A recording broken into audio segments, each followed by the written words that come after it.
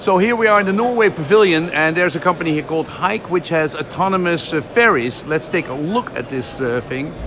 They can do about 50 people. They can be semi-autonomous. And let's see a little bit about the background. Björn, when is this ferry going to see the market? Well, we are building the first one now, coming to water in October, November this year. Start commercial operations in January in Norway, in Fredrikstad, and we're working on other 4 cities next year. Yeah, give us some specs about the boat. So it's all electric, of course. It has... without saying. Without saying. Come on, sorry, yeah. It has azimuthal pods, so it means that we can navigate very easily. It rotates around 360. We have all the autonomy sensors built in from day one. So it's kind of like the Teslas, you know? Yeah. Because we know that if you want to run autonomous, you have to train it with a lot of data. Yeah. And you have to prove that you can do it, and that's what we do with gathering all this data. Okay. So you basically, and what's the battery capacity? So and how long can it perform? Yeah, so we have up to 192 kilowatt hours. We're using actually the same type of batteries that go into Volvo buses. So it's good to be able to leverage that type of technology. Of course, it's marinized by our partners at ZEM Energy. And that allows us to run, I mean, if we're running and we have solar panels on the roof.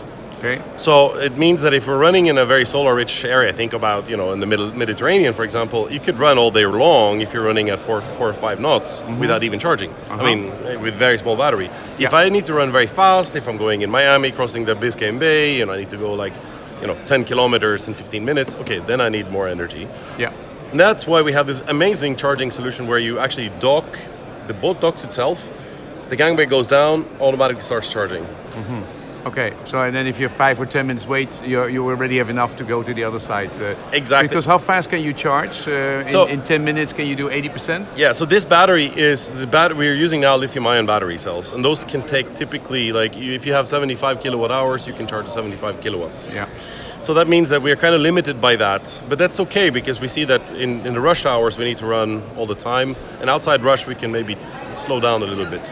But we're also working on batteries that can take, looking at partners that have batteries that can give us much higher rates. Yeah, so there's a lot of development there. Yeah. If you look at this autonomous, how will this kick in? Because I mean, the port authorities, the technology side, how will that blend in?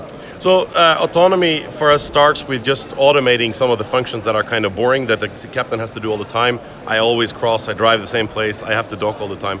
Doing those things are super important. When we speak to ferry operators, for example in Rotterdam, they say, oh, better have big fenders.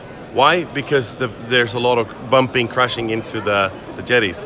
If the boat does it itself, you can avoid a lot of... Yeah, much better. Yeah. And then over time, we can then prove to ourselves, prove to the regulators, prove to people that it's safe to run it autonomously. Yeah. And the whole idea is maybe to go from 2 people to 1 person first? Yes, exactly. So today you have a captain and you have 1 person typically mooring the boat and doing all that stuff. If we did that automatically, we can go from 2 to 1.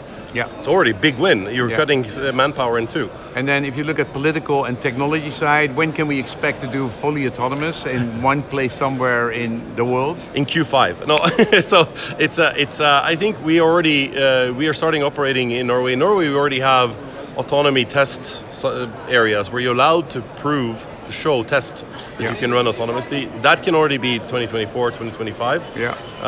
2020, 30. 2020, yeah. So then I think it's also important to separate between autonomous and unmanned.